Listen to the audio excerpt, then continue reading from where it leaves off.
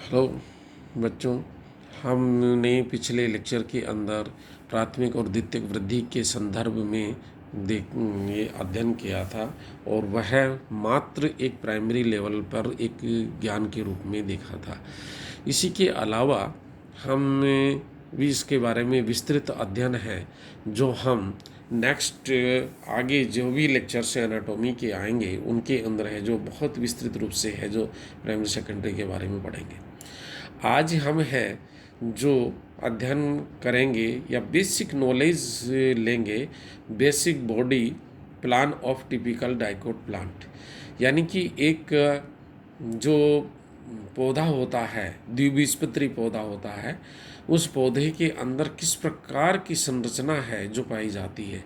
सामान्यतया हमारे को बाहर जो पौधे दिखाई देते हैं डाइकोट में, वह छोटे होते हैं, अलग मंजले होते हैं, यानी कि झाड़ियों के रूप में होते हैं, बड़े ट्री के रूप में भी होते हैं, लेकिन उनकी बेसिक जो संरचना होती है वह एक जैसी ही होती है।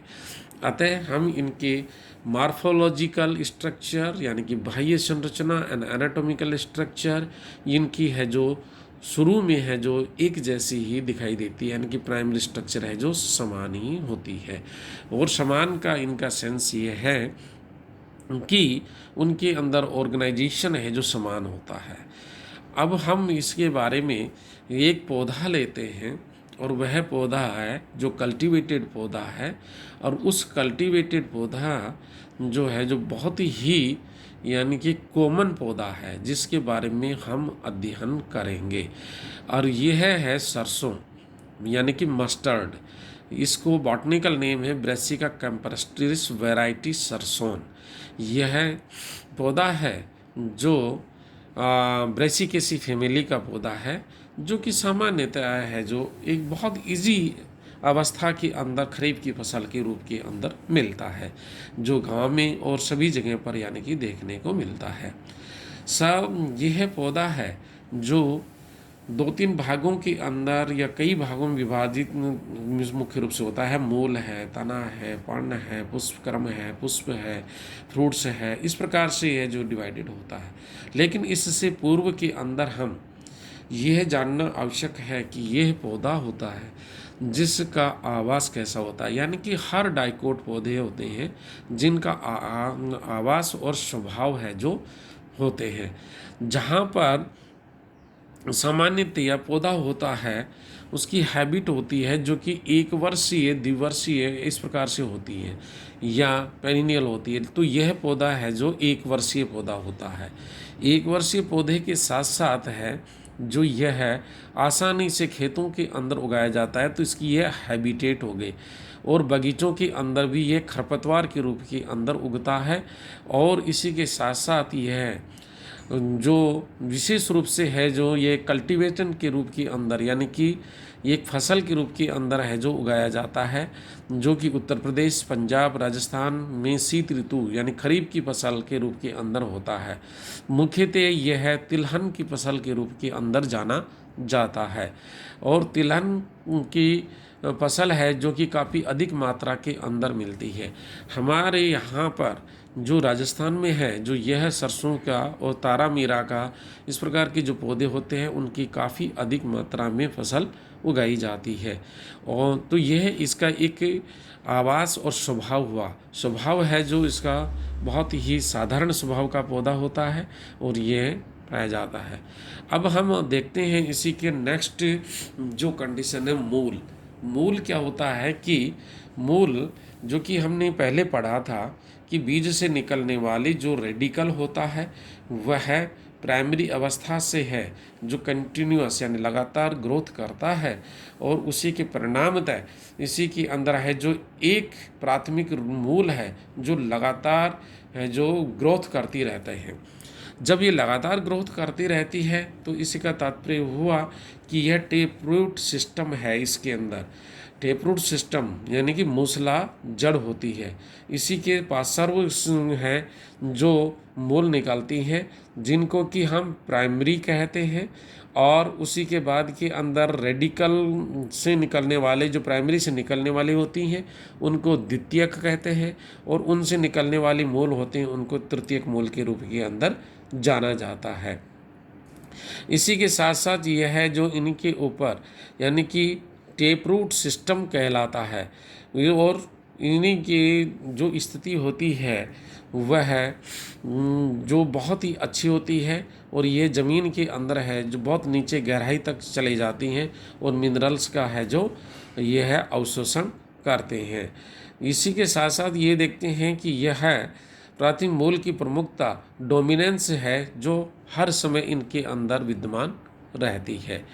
तना इसका है यानी कि स्टेम है जो ज़मीन से ऊपर वाला भाग होता है, जो सीड जब जर्मिनेट करता है उसी के परिणामतः प्लूम्यूली यानी कि प्रांकुर होता है जो निकल कर के बाहर आता है, और उसी से है जो पत्तियां निकलती हैं, और एक्सेस है जो ऊपर की तरफ जाता है और यह ज़मीन से बाहर खड़ा हो जाता है।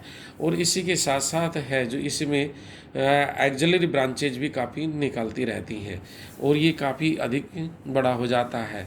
और बड़ा होने के साथ साथ इनकी इसकी लंबाई करीब करीब है जो 1.5 मीटर के लगभग होती है, 1.5 मीटर के आसपास होती है। 1 मीटर से 1.5 मीटर तक ये है जो लंबा होता है, और मल्टी ब्रांचिंग कंडीशंस इसके अंदर निकलती हैं जो कक्ष से यानी कि निकलती हैं।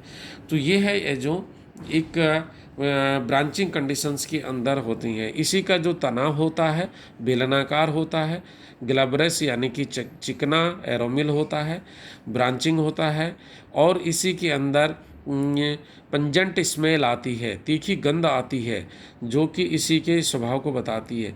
तथा इसी के अंदर वाटरी सेप पाया जाता है, और तथा इसमें जो गंध आती है वह सल्फर युक्त यौगिकों के बाहुल्य के कारण यानी कि इसमें से आती है।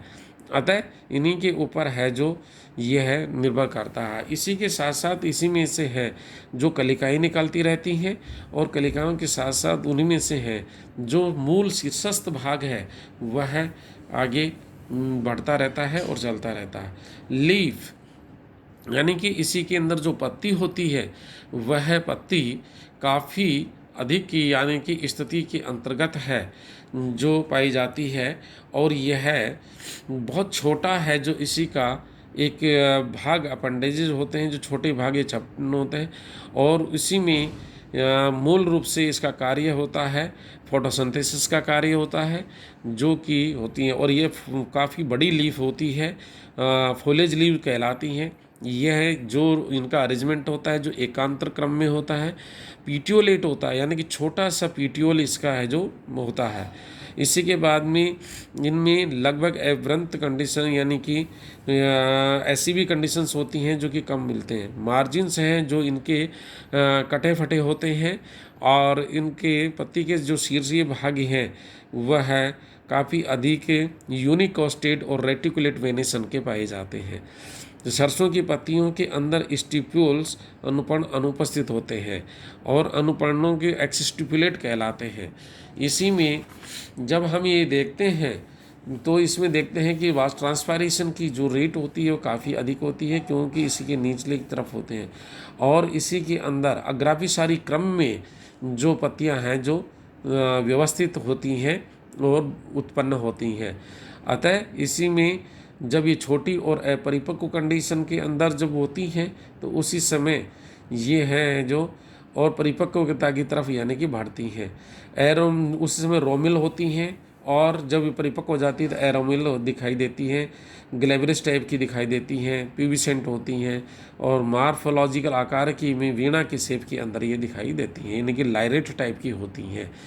और इन्हीं के सबसे नीचे की जो पत्ती या की जो पाली यानी लोब सबसे बड़ी एवं ऊपर की पत्ती की है जो पालिका क्रम से छोटी होती जाती है। इसी प्रकार से है जो ये है लीफ बेस है जो इसका पर्णाधार है वह चपटा होता है। तो ये है जो इसी के अंदर है जो स्थिति पाई जाती है। पुष्प क्रम इसी के अंदर हम ये देखते हैं कि पत्ती के बाद में जो इसका पुष्प क्रम है, यानी कि पत्ती के बाद में जो फल है जो बनते हैं, वो जो एक पुष्प बनते हैं, और पुष्प है जो एक निश्चित प्रक्रिया के तहत में यानी कि लगे रहते हैं। उसी के कारण जो कि क्या होता है कि जो एक्सेस होता है इसका, वह लगातार ग्रोथ करता है। लगातार जो करता है तो उसको हम कहते हैं वेजिटेटिव ग्रोथ, कायिक वृद्धि कहते हैं। और जब यह इन्फ्लोरेसेंस में परिवर्तित हो जाता है तो उसको कहते हैं हम रिप्रोडक्टिव फेज। जो पौधा है जो कायिक फेज से यानी कि रिप्रोडक्टिव फेज के अंदर परिवर्तित हो जाते हैं। और इस इन्फ्लोरेसेंस के अंदर है जो फ्लावर्स होते हैं जो व्यवस्थित रहते हैं, और इसी में जो इसके कक्ष से निकलते हैं जो कि एक सोलेटरी कहा जाता है, यानी एकल कहते हैं। और समूह के रूप के अंदर भी ये पुष्प हैं जो ऊपर मिलते हैं। जब यह कक्ष से निकल कर के एक पेडेंसल के रूप में निकालते हैं, और उसके बाद में ये क्या है कि ऊपर जाकर के गुच्छे के रूप के अंदर मिलते हैं, पेडंकल के रूप में जो मिलते हैं। तो अरेंजमेंट है, इन्फ्लोरेसेंस है जो इस प्रकार का होता है, इसको हमें जो कहते हैं। और ये इसी में इसको एक्रोपिटल सक्सेशन के रूप में यानी कि पाया जाता है। और इसमें यह देखने की बात है कि सबसे बड़ा यानी परिपक्व मेच्योर पुष्प होता है वो नीचे होता है, और वृद्धि करते हैं इसमें ग्रोविंग पॉइंट रहता है जहाँ पर है जो दूरस्थ पे छोटा होता है। तो यंग फ्लावर्स हैं जो सबसे ऊपर होते हैं, और वृद्धि ग्रोविंग पॉइंट है जो बीच में होता है, इसमें पाया जाता है। तो इस प्रकार का जो होता है यह है, इसमें पुष्प क्रम है जो इसके अंदर पाया जाता है। इसके साथ साथ जो फ्लावर्स होते हैं वह इसके बहुत ही साधारण रूप के फ्लावर होते हैं। इनके फ्लावर होते हैं जो रिप्रोडक्टिव फेज होती है, और ये है मॉडिफाइड और कंडेंस्ड सूट के कहा जाता है इनको है जो। और ये लीफ के अरेंजमेंट के समान ही इसमें फ्लावर के जो अपेंडेजेस हैं वह होते हैं। इन्हीं के पुष्प के जो कलर होते हैं वो पीले रंग के दिखाई देते हैं। लेकिन इसी के जो पुष्प होता है इसमें सबसे पहली बात ये देखने की होती है कि पुष्प होता है जो एक व्रंत के रूप में, जिसको कहते हैं पेडिसल यानी पुष्प व्रंत कहते हैं। पुष्प व्रंत के रूप के अंदर यह लगा हुआ रहता है। और पुष्प व्रंत से यह है जो पुष्प व्रंत के ऊपर है जो पुष्प है जो काफ़ी अधिक निकले हुए रहते हैं। जब यह पुष्प व्रंत से निकलते हैं तो उसी के ऊपर है जो पुष्प पे के बाह्य जो होती हैं वह है कैलैक्स होती हैं जो हरे रंग की होती हैं, और उसी के अंदर है जो येलो रंग के हैं जो कोरोला पाए जाते हैं। इसी का जो कोरोला होते हैं जो येलो कलर के होते हैं वो टेट्राडाइनामस कंडीशंस के अंदर व्यवस्थित रहते हैं, यानी कि 4 बाह्य दल और 4 ही है जो इसके अंदर जो यानी कि पुमंग ये होते हैं। उसी के अंदर है जो नर जननांग होते हैं जिसको पुमंग यानी कि एंड्रोसियम बोलते हैं, और अंदर उसी के अंदर होते हैं जिनको जायंग बोलते हैं, मादा जननांग बोलते हैं। ये है द्विलिंगी उभयलिंगी यानी बाइसेक्सुअल हर्माफ्रोडाइट फ्लावर होता है। और यह जबकि और दूसरे डाइकोट्स में कईयों में है जो एक से यूनिसेक्सुअल भी पाए जा सकते हैं, और यूनिसेक्सुअल पाए जा सकते हैं, बाइसेक्सुअल भी पाए जाते हैं, दोनों प्रकार के होते हैं, जिसमें सभी चक्रों के अंतर्गत ये जो उपस्थित होते हैं। इन्हीं में है जो कैलक्स, करोला, एंड्रोसियम, गायनोसियम और ये एक अक्ष के ऊपर ही विद्यमान होते हैं।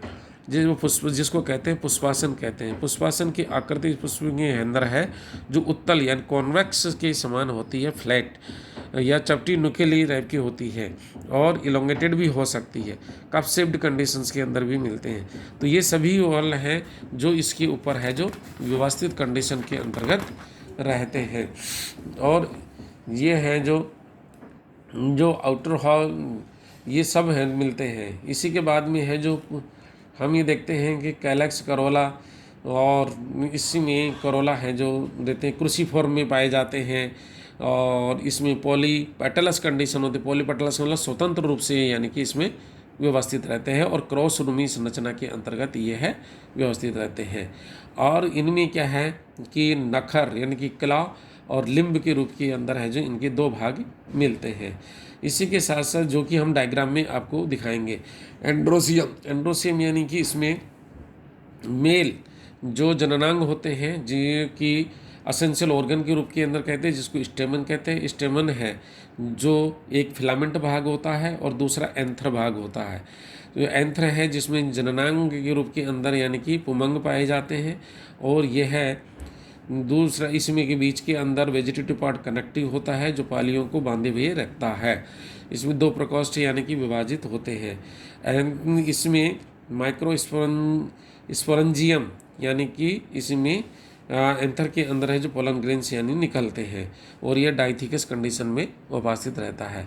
और यह चतुर्दीर्घी कंडीशन होती है, चतुर टेट्राडाइनामस कंडीशन, यानी कि इसी में है जो चतुर्दीर्घ, दीर्घ का मतलब बड़ा, चतुर का मतलब चार, चार बड़े होते हैं और दो छोटे होते हैं, दो होल्स के अंदर यानी कि पाए जाते हैं। इंट्रोज यानी कि अंदर की तरफ है जो झुके हुए रहते हैं। इसी के अलावा जायांग जब हम बात करते हैं तो जायांग के अंदर गाइनोसियम यानी कि होता है, और गाइनोसियम है जो यानी कि कार्पल्स होते हैं जो जुड़े हुए होते हैं। ये द्वि कार्पलरी कंडीशन यानी द्विअंडपी होता है, जो कि इसमें दो अंडप पाए जाते हैं। दो अंडपों के साथ साथ के अंदर इसी में ये जुड़े रहते हैं, और इसी के बीच में है जो यानी कि अंडप को विशेष रूप से हम कहें तो तीन भाग होते हैं इसके, ओवरी, स्टाइल और स्टिग्मा, यानी कि अंडाशय, वर्तिका एवं वर्तिकाग्र होता है में विभेदित रहता है। यह अंडकों के अंदर या अनुमानतः सभी के अंदर यह उपस्थित होता है। इसी के अलावा इसी में देखते हैं कि यह यूनिलोकुलर कंडीशन होती है, और बाद फाल सेप्टम इसमें निरूपित हो जाता है यानी कि बन जाता है, और उस फाल सेप्टम को हम है जो रेपलम के नाम से जानते हैं। और इसी में जो भित्तीय में प्लेसेंटा पाया जाता है, ओवल्स हैं जो इसी के उस पर जुड़े हुए होते हैं, मृत्यु के ऊपर जुड़े होते हैं। हाइपोगाइनस होता है कंडीशन, और यह है जो ओवरी है जो इसमें सुपीरियर होती है, सुपीरियर कंडीशंस के अंदर यानी कि पाई जाती है हाइपोगाइनस कंडीशन। इसका फल होता है जो एक संपुटिका के रूप के अंदर पाया जाता है जिसको सिलिकुआ कहते हैं, और यह है रेपलम्स के द्वारा यानी कि इसमें विभेदित रहता है। तो ये इन सभी को हमें देखते हैं तो ये प्लांट बॉडी के रूप के अंदर हम है जो इसके बारे में अध्ययन करते हैं। अभी इसी को हम है जो इस डायग्राम से हैं जो बहुत अच्छी तरह भली भांति से हम देख सकते हैं और जान सकते हैं कि यह है जो किस प्रकार से यानी कि इसके अंदर पाया जाता है। हम इसके अंदर देखते हैं कि यह पौधा है, देखिएगा ये पौधा है जो बहुत ही अच्छी तरह ऊपर फ्लावर लगे हुए हैं, बड़ है, बड़ के यानी कि फ्लावर्स हैं जो खिले हुए हैं, और उसी के साथ साथ में आप देखिए कि नीचे लीफ हैं, फ्रूट्स हैं, ये सब लगे हुए होते हैं। और इसी में यहाँ पर जो बी हुआ है भाग ये फ्लावर का भाग है जिसमें कि अरेंजमेंट ऑफ द फ्लावर्स यानी कि ये जो पार्ट्स हैं वो दिखाए गए हैं। इसी के बाद में ये एलएस है फ्लावर का, जिसमें आप देख रहे हैं कि सेपल्स हैं, ओवरी है, स्टिग्मा है, पेटल्स हैं और स्टिग्मा वगैरह ये सारे हैं। इसमें बीच में डॉट डॉट दिखाई दे रहे हैं जो कि ओवल्स वगैरह हैं। इसी के जस्ट इधर आ जाइए, अपन देखते हैं तो ये चार पेटल्स हैं जो क्रॉस रूपी कंडीशंस के अंदर यानी कि दिखाई देते हैं, सेपल्स हैं जो, और ये पेटल्स हैं जो इस प्रकार से यानी कि दिखाई देते हैं। चार होते हैं जिसमें दो भाग होते हैं। इसी के अलावा ये स्टेमन्स हैं जो चार दीर्घ एंथर हैं जो बीच में दिखाए हैं और दो बाहर की तरफ यानी कि दिखाई दे रहे हैं। तो इसे टेट्राडाइनामस कंडीशंस के रूप में देखा जा सकता है। यह ओवरियल पार्ट है, जी है जो ओवरियल पार्ट है। ओवरियल पार्ट के अंदर हम ये देखते हैं कि तीन भाग हो गए। देखो ओवरी नीचे दिखाई देते हैं, स्टाइल दिखाई दे रही है और स्टिग्मा। इसमें स्टाइल और स्टिग्मा है जो कि रिप्रोडक्टिव पार्ट नहीं होता है, ये कि सपोर्टिव पार्ट होता है, और इसी के अंदर ये जो नीचे है जो रिप्रोडक्टिव पार्ट के रूप में इसी का टीएस लेते हैं तो इस प्रकार का दिखाई देता है फ्रूट्स में। और ये है ओव्यूल हैं जो यहाँ पर इसमें अटैच होते हैं। ये लोक्यूल है पूरा का पूरा जिसमें बाइलोक्यूलर कंडीशन सी दिखाई दे रही है आपको है जो, और इसी में हम ये देखते हैं कि यह कंडीशन है जो बाइलोक्युलर यानी एक लोक्यूलियर, ये एक लोक्यूलियर वाला, ये बीच में रेपलम होता है इसी में है जो कि दिखाई दे रहा है। इसमें देखिएगा कि हम है जो ये फ्लोरल डायग्राम है, फ्लोरल डायग्राम के अंतर्गत हमें देखते हैं कि देखिए ये कैलैक्स हैं जो क्रॉस के अंदर दूसरी इधर रहे हैं, तीसरी ये कैलैक्स ये किधर है, एक इधर सामने है। इसी प्रकार से इसी में ये क्रॉस रूपी कंडीशन है, देखिए दोनों क्रॉस रूपी कंडीशन इधर से इधर है, तो ये क्रॉस रूपी कंडीशंस के अंतर्गत यानी कि दिखाई दे रही है। इसी के साथ साथ में हम ये देखते हैं कि इसी में जो ओवरी है, एंड्रोसियम है, जो 4 बीच में दिखाई दे रहे हैं, 2 बाहर की तरफ होते हैं, तो बाहर वाले छोटे होते हैं और बीच वाले बड़े दिखाई दे रहे हैं। इसी के साथ साथ में जो इसमें ओवल्स का ओवरी के अंदर अरेंजमेंट है ये दिखाई दे रहा है। Thank you to all.